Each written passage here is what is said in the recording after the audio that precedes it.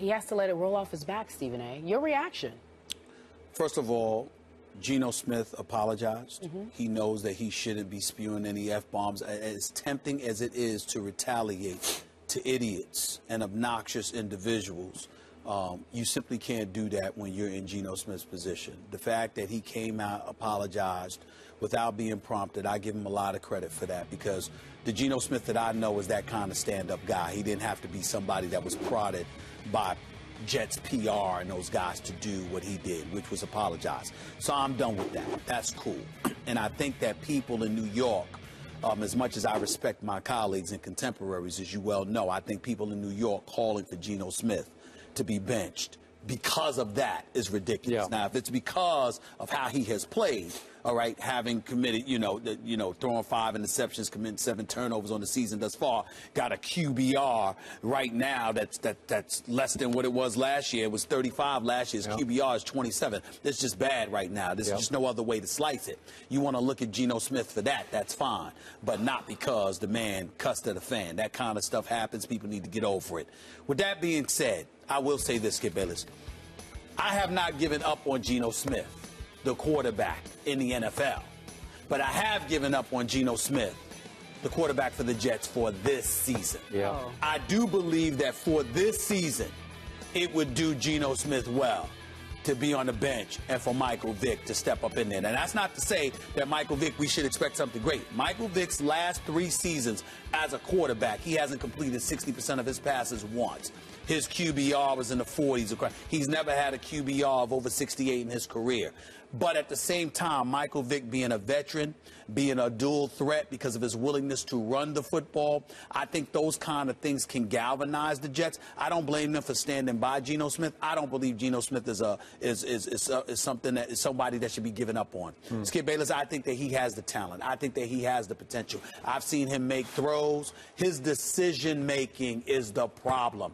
And I think sometimes that requires for you to sit back and just let the game come to you, which I think in New York at this particular juncture, he is incapable of doing.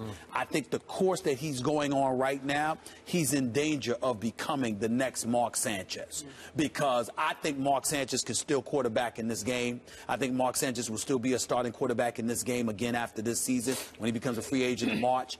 The problem is that he stayed in New York too long and he was just bombarded. And I think that's what's on the verge of happening to Geno Smith now, because the interception, the fumble yesterday against the Lions, 2 turnovers pivotal in the 4th quarter.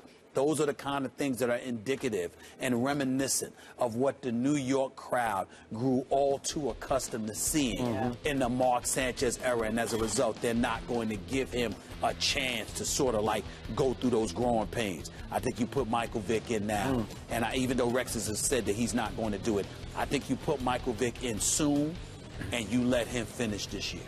You just jolted me when you put Geno in the same sentence with Mark Sanchez, because that's an insult to Mark Sanchez.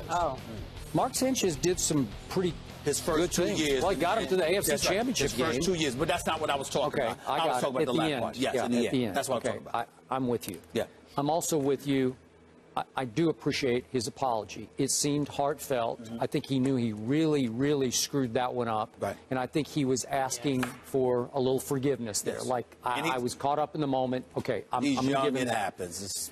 Okay, I'm good. Just don't let it happen again. I said before the year, Michael Vick starts, they're a contender. Geno starts, they're not a contender. And I'm going to bring up again why I didn't love Geno before the draft. We talked about it before. You remember his last year at West Virginia. They start out 5-0, and he is the front runner for the Heisman Trophy. Remember this? After a big win at Texas.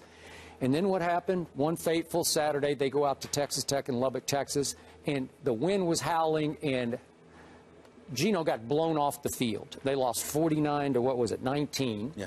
And they end up losing 5 in a row and 6 of their last 8, including the bowl game. And what did we talk about fairly regularly? Yes. His demeanor on those bad body language, hanging your head, seeming to blame teammates, pointing fingers. It was a bad look for him. His whole demeanor sank. Even when he tried out to the huddle as they were losing games, wasn't the same guy.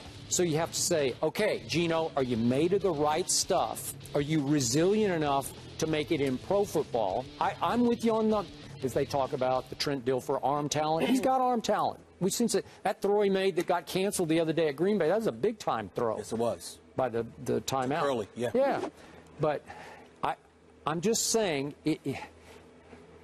is he built to last in the NFL psychologically, emotionally, backbone-wise? I'm not sure about that. I'm not sold. What I would say in response to that, Skip, is that I think it's important to recognize that when you're in New York, that can't be the barometer of what you may be psychologically as an NFL player, because New York throws some stuff at you that most other places don't go. New York, Philly, they throw some stuff at you that most other places do. You mean the fans do? Maybe the fans. I'm just talking about the fan base. In terms of what you deal with psychologically, that factors into the equation when you are a young quarterback, because when you are young and you put expectations on yourself, or the franchise puts expectations on you, it's a problem. And I want to point this out. Rex Ryan is going to take some heat too. Skip Bayless, I want to be on the record here on national television to tell you Rex Ryan doesn't deserve this. The New York Jets are in every game.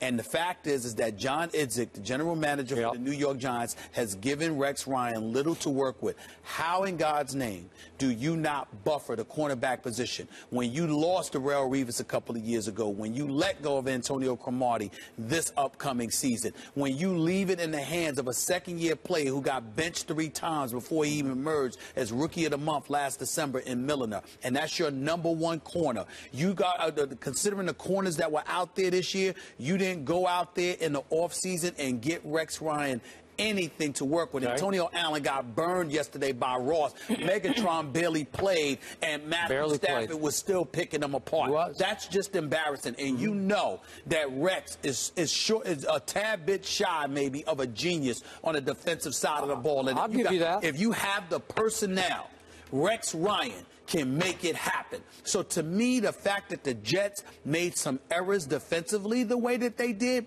shows me that was about personnel, not about scheme, which puts it on Idzik, not on Rex Ryan. And as a result, those kind of things also affect how your offense fares, because you're putting them behind the 8 ball because you can't rescue them the way you're accustomed to rescuing them. And I think that also has a lot to do with the lack of progress on the part of Geno Smith. Not to mention, Morningwig is just working with Geno Smith from last year. He has a long-standing relationship with Michael Vick, which is another reason Michael Vick should be in there. I'm with you on Rex. He is proving to me to be the best defensive coach in football. And you know how much I respect and admire Bill Belichick, but I think Rex is proving to be a little better because he's doing more with less to me.